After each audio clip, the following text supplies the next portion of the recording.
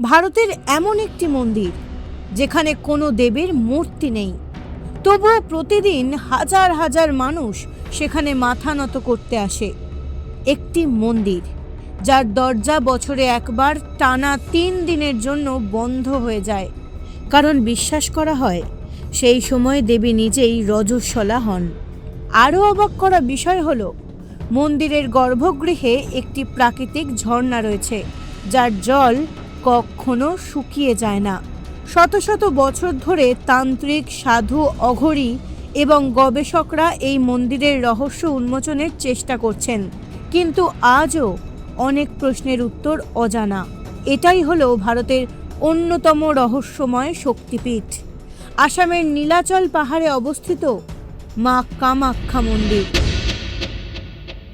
আজকের ভিডিওতে আমরা জানব কেন এখানে কোনো মূর্তি নেই, কেন এই মন্দিরকে তন্ত্র সাধনার রাজধানী বলা হয়, অম্বুবাচী মেলার আসল রহস্য কী, এবং এমন কিছু অজানা তথ্য যা হয়তো আপনি আগে কখনো শোনেননি।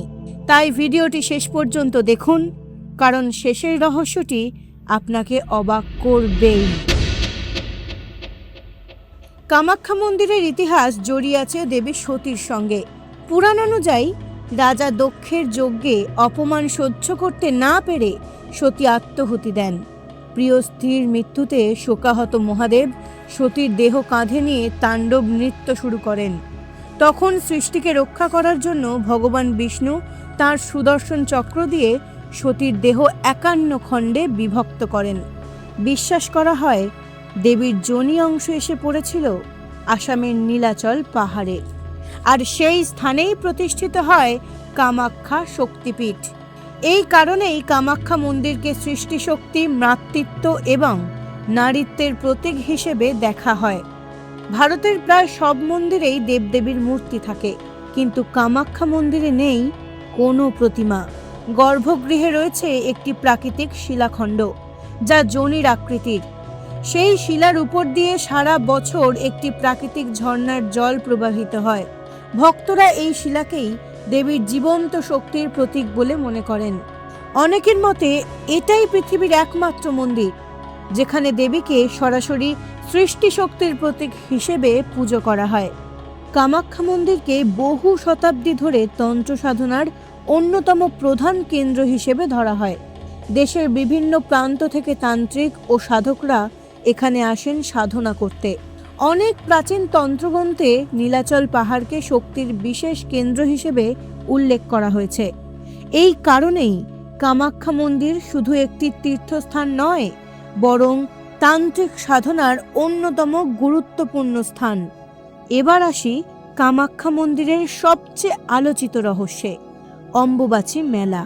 প্রতি বছর আষাঢ় মাসে কয়েকদিনের জন্য মন্দিরের দরজা সম্পূর্ণ বন্ধ করে দেওয়া হয়। বিশ্বাস করা হয় এই সময় মা কামাখ্যা বার্ষিক রজস্বলা অবস্থায় থাকেন। 3 দিন কোনো পূজা হয় না, মন্দিরে দর্শনও বন্ধ থাকে। চতুর্থ দিনে বিশেষ আচার অনুষ্ঠানের মাধ্যমে মন্দির পুনরায় খুলে দেওয়া হয়। তারপর লক্ষ লক্ষ ভক্ত দর্শনের জন্য ভিড় করেন। এই উৎসব নারীত্ব, উর্বরতা এবং সৃষ্টিশক্তির প্রতীক হিসেবে পালিত হয়। অনেকেই দাবি করেন এই সময় দেবীর আশীর্বাদ স্বরূপ বিশেষ লাল কাপড় প্রসাদ হিসেবে বিতরণ করা হয়, যা অত্যন্ত পবিত্র বলে মনে করা হয়। বহু বছর ধরে একটি প্রচলিত বিশ্বাস রয়েছে, অম্বুবাচী চলাকালীন ব্রহ্মপুত্র নদীর জল লালচে হয়ে ওঠে। অনেক ভক্ত এটিকে দেবীর রাজস্বলার প্রতীক বলে মনে করেন। তবে বৈজ্ঞানিক ব্যাখ্যায় বলা হয় মাটির খনিজ উপাদান ও প্রাকৃতিক কারণেও জলের রঙে পরিবর্তন দেখা দিতে পারে।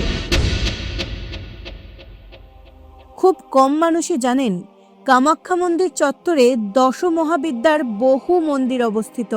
কালী, তারা, ভুবনেশ্বরী, ছিন্নমস্তা, বগলামুখী সহ বিভিন্ন মহাবিদ্যার উপাসনা এখানে হয়।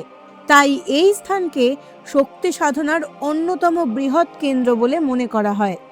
কামাখ্যা মন্দির শুধুমাত্র একটি ধর্মীয় স্থান নয়, এটি নারীত্ব, সৃষ্টি, শক্তি এবং আধ্যাত্মিকতার এক অনন্য প্রতীক, যেখানে বিজ্ঞান, ইতিহাস, পুরাণ এবং বিশ্বাস সবকিছু এক অদ্ভুত রহস্যের মধ্যে মিলে মিশে গেছে।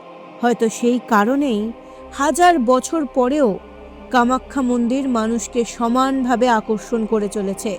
আপনি কি কখনো কামাখ্যা মন্দির দর্শন করেছেন? কমেন্টে অবশ্যই জানান। আর এমন আরও রহস্যময় পৌরাণিক কাহিনী জানতে চ্যানেলটিকে সাবস্ক্রাইব করতে ভুলবেন না। জয় মা কামাখ্যা।